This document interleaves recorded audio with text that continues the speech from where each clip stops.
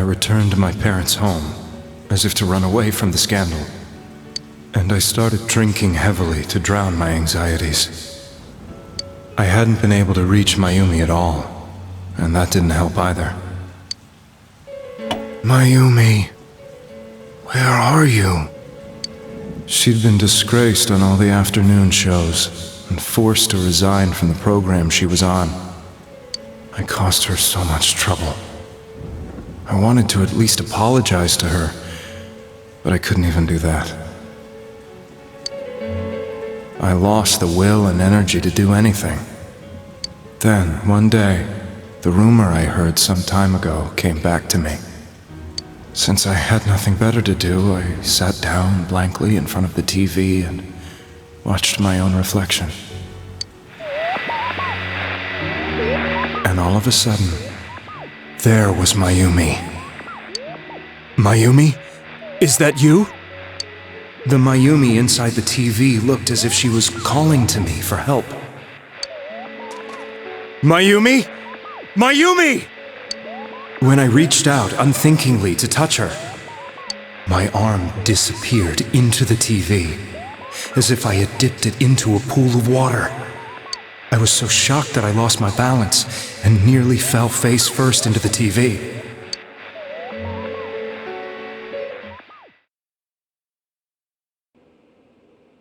I was so scared. I couldn't understand what just happened. I thought maybe I'd gone insane. In the end, I decided to think of it as just a dream, and I went back to the city the next day after finishing work. The next afternoon when I got to work, I was fired on the spot, as I expected. That wasn't what broke me, though. It was Mayumi being found dead. And not just that, but it had happened in my hometown.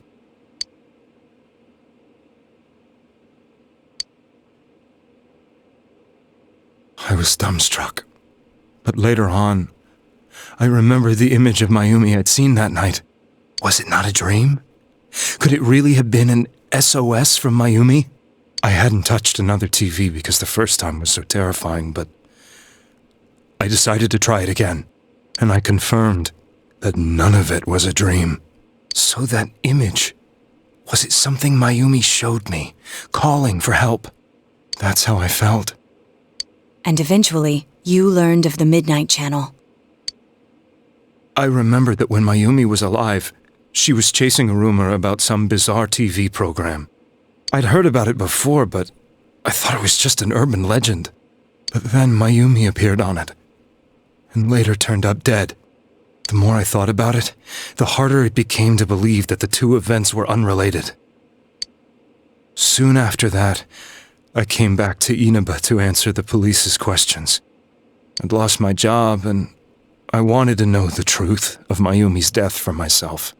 Then, on another rainy night, someone else appeared on the Midnight Channel. It was a girl. She looked like she was calling for help, just like Mayumi. The first thing that came into my mind was, maybe this girl will be the next to die. And that was Saki-senpai. I'd been following all the news about Mayumi, so I noticed right away that she was the girl who found Mayumi's body. And if my hunch was right, she'd be the next victim. I didn't want her to die the way Mayumi did, so I desperately kept watching. I was consumed with the idea of rescuing her. Then, little by little, her image on the screen came into sharper focus. It became sharper? How did you find out it was her? After I came back, my father couldn't bear to see me in such low spirits, and gave me a job with the family business. I met that girl when I delivered a package to the liquor store.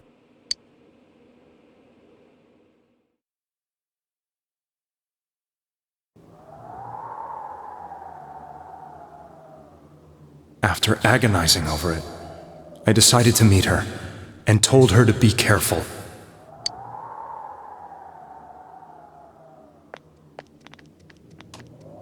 But that same night, on the TV,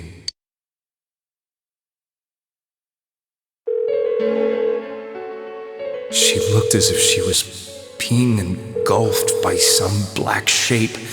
She was writhing in pain. That's why I warned her. Why won't she pick up the phone? Come on! Please!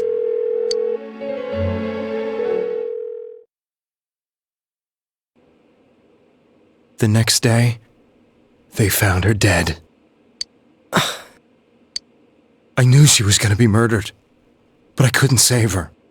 I blamed myself, thinking there must have been something I could have done. There was no one who depended on me. Nobody at work, not even my wife. Mayumi was the only one who accepted me for who I was. But she was murdered, and the same person killed another girl. I was beside myself. I couldn't forgive myself for doing nothing.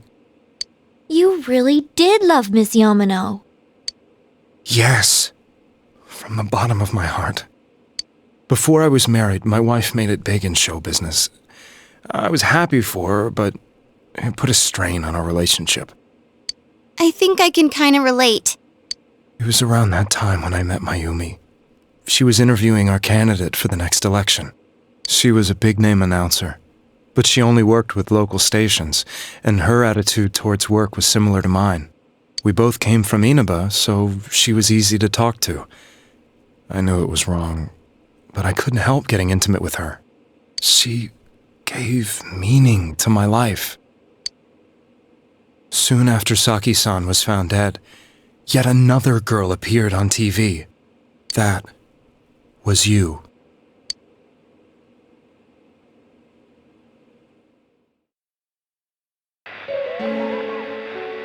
She'll be kidnapped next, and murdered.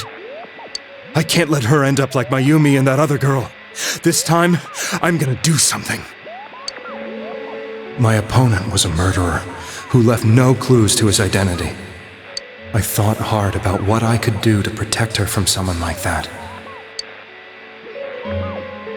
I'll never convince her. If she gets suspicious and they arrest me, who'll save her then? The girl inside the TV looked as if she was smiling at me. And that's when it hit me. I apparently had the power to go through the TV screen to the other side. Then, what if I put her into the TV and give her shelter there before the killer gets her? What are you trying to tell me? That it's safe over there? Is that it? The girl inside the TV seemed to smile at me again. And I thought, no matter what kind of place it might be, it's better than being slaughtered. Once things calmed down, I could just let her out again. If she's inside the TV, there's no way they can find her. It felt as if everything was starting to come together in my mind. Could it be that Mayumi gave me that power to prevent any more victims from meeting her fate? Was it my mission to save people? But there was a big problem. If I explained the situation to the victim, they wouldn't understand. I had already tried that and failed miserably. It seemed the only thing I could do was to take them away. If that was my mission, I'd just have to do it. Or so I thought. Mayumi, please lend me your strength.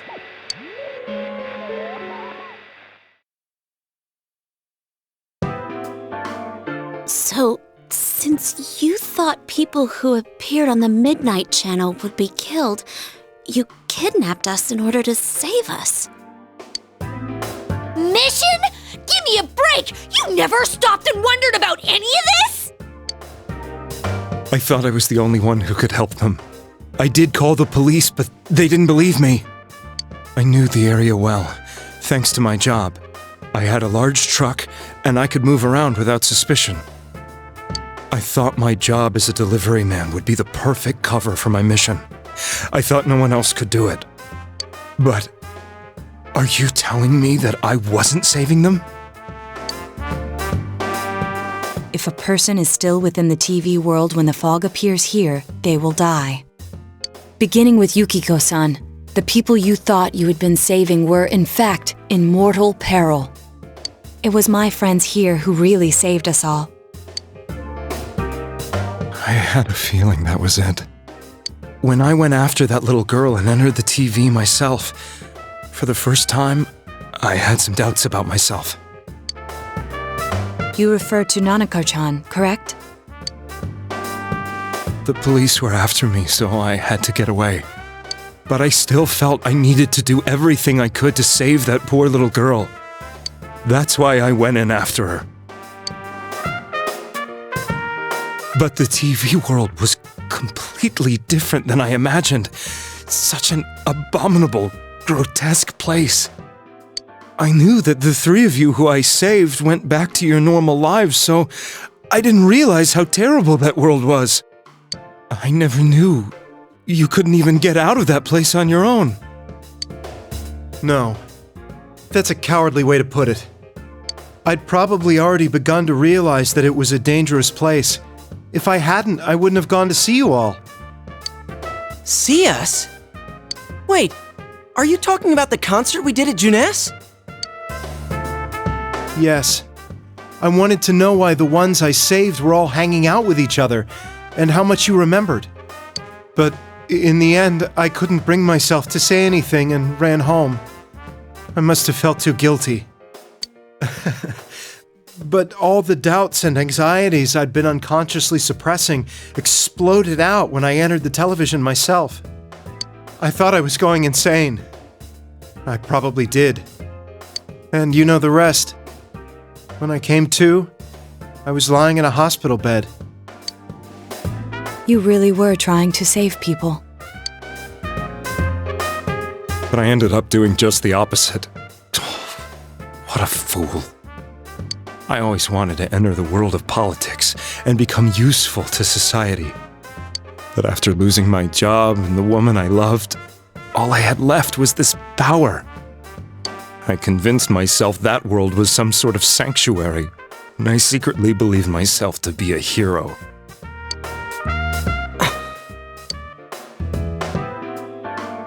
I never doubted what I saw on TV, and believed everything was as I wanted it to be. I didn't think for myself at all. That's why I couldn't protect them. I'm to blame for all of this.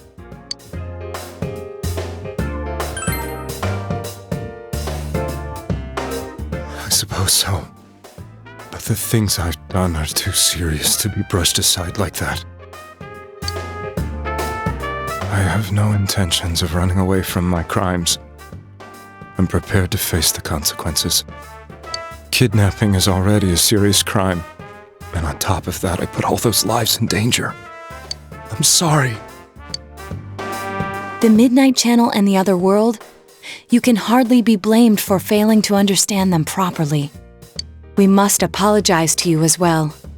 Had we let our emotions blind us to the truth, we would have piled all the responsibility on you. I guess from your point of view, people did stop dying once you started saving people. The more you did it, the more you really believed you were preventing their deaths. I'm such a joke. I'm sorry. I'm getting a little tired. What are you all crammed in here for? My apologies. We'll be leaving now. Wait. I beg you, please, find whoever's behind this. You children are the only ones who know about that world.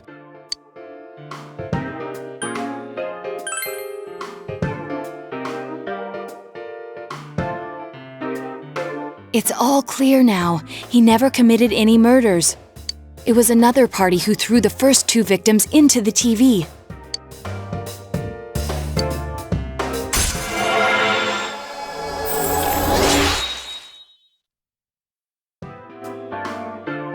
Now get out of here! I told you, he's almost ready to be transported. We can't have anything else happen. Sheesh, I better not see you rascals here again.